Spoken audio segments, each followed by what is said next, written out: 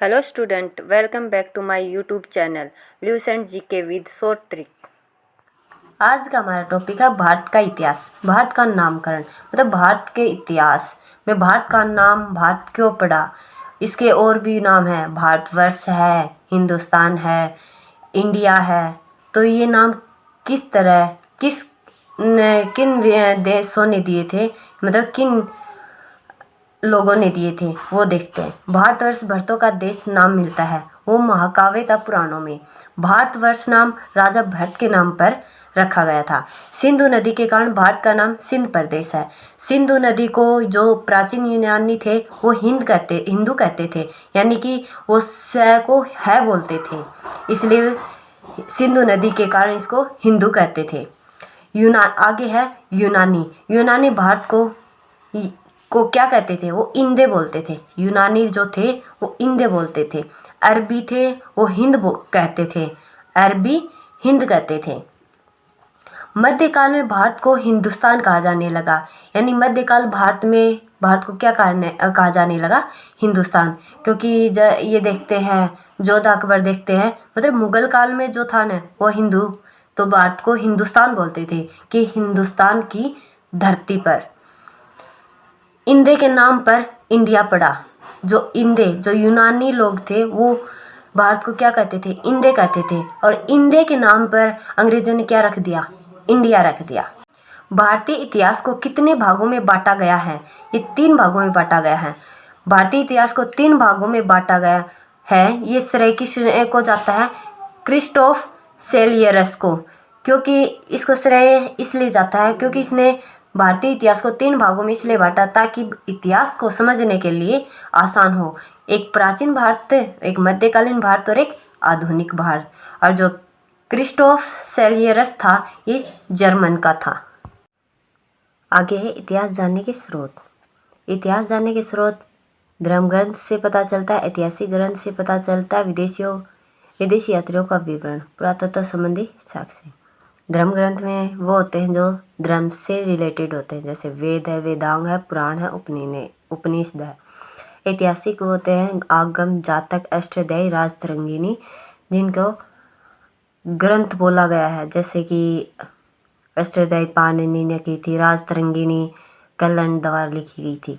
विदेशी यात्रियों का विवरण, जो विदेशी यात्रियों का विवरण है वो जिसे चीनी है, यूनानी है, अरबी लेखक हैं जो विदेशों से आए थे।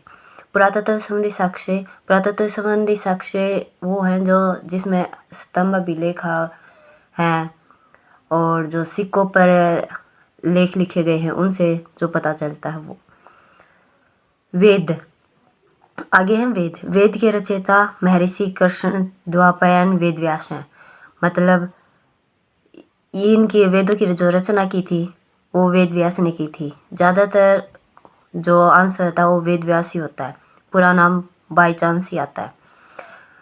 वेद हैं वो हमारे 4 हैं, ऋग्वेद है, यजुर्वेद है, सामवेद है, अथर्ववेद है। इसकी हमें पिछली वीडियो में ट्रिक दे रखी है ये वेद याद करने की। तो ऋग्वेद, यजुर्वेद, सामवेद और अथर्ववेद। जो ऋग्वेद है वो प्राचीन वेद, सबसे प्राचीन वेद है, और सबसे नया वेद है वो अथर्ववेद है, जिसका उपवेद है स्थापत्य वेद।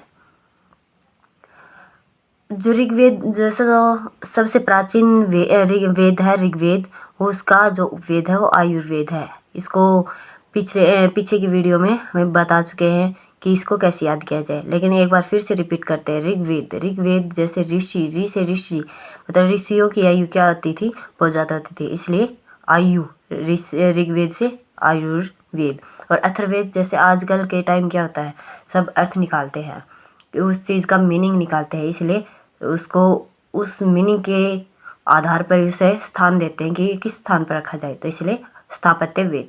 इस अथर्ववेद का उपवेद हो गया स्थापत्य वेद। आगे हमारा है ऋग्वेद में जो मंडल हैं वो 10 हैं, और सूक्त यानी कि श्लोक जो हैं वो 1028 है। ऋचाएँ जो रचना है, जो ऋग्वेद में जो रचनाएँ की गई हैं वो 10,462 हैं। जो रचनाएँ थी ऋग्वेद की, उनको पढ़ने वालों को होत्र कहा जाता था, क्यों पढ़ने वाले। और जो इनको नहीं मतलब इनकी रचनाओं को क्या मंदिरों में किया जाता था। जो हमारा गायत्री मंत्र है, ओम ओम भूर्भुवः स्वः, वो भी कहाँ से लिया गया है? ऋग्वेद से ही लिया गया है। आगे है कि 4 वेदों को क्या कहा जाता है। तो ये एक क्वेश्चन बनता है ये कि चारों वेदों को क्या कहा जाता है। तो चारों वेदों को जो कहा जाता है वो संहिता कहा जाता है। आगे आते हैं 10 मंडल। जो ऋग्वेद में थे 10 मंडल थे और जो श्लोक थे वो 1028 थे। जो रचनाएं थी वो 10,462 थी। तो जो मंडल हैं उनमें अलग अलग 10 मंडल थे। उन 10 मंडलों में अलग अलग बताया गया है कि जैसे जो मुख्य है वो 4 मंडल हैं। एक जो तीसरा मंडल है, एक तो सूर्य देवता सावित्री को समर्पित है, तीसरे मंडल में इसका उल्लेख मिलता है। और जो 8वां मंडल वो हस्तलिखित जो ऋचाएँ हैं, जो हस्तलिखित जो हाथ द्वारा लिखित जो रचनाएं वो उनका वर्णन किया गया है। और जो हस्तलिखित जो ऋचाएँ थी ना, उनको हम खिल कहा जाता था उस टाइम ऋग्वेद में। जो 9वां मंडल है वो सोम देवता को समर्पित है, 9वां मंडल। और जो 10वां मंडल था वो पुरुष सूक्त था, यानी कि पुरुष को प्रधान माना गया था। जो पुरुष सूक्त था ना, तो पुरुष सूक्त में क्या है, उनके 4 वर्गों में बांटा गया था: ब्राह्मण, क्षत्रिय, शूद्र और वैश्य। ब्राह्मण, क्षत्रिय, शूद्र, वैश्य। जो ब्राह्मण थे वो मुख से, यानी कि जो ये जो चारों चीज़ें थी, तो ये भगवान ब्रह्मा द्वारा हुए हैं। ये ब्रह्मा की एक तो मुख से जो उत्पन्न हुए वो ब्राह्मण थे, और जो भुजाओं से उत्पन्न हुए वो क्षत्रिय थे। जो चरणों से उत्पन्न हुए वो शूद्र थे, और जो जांघों से उत्पन्न हुए वो वैश्य थे।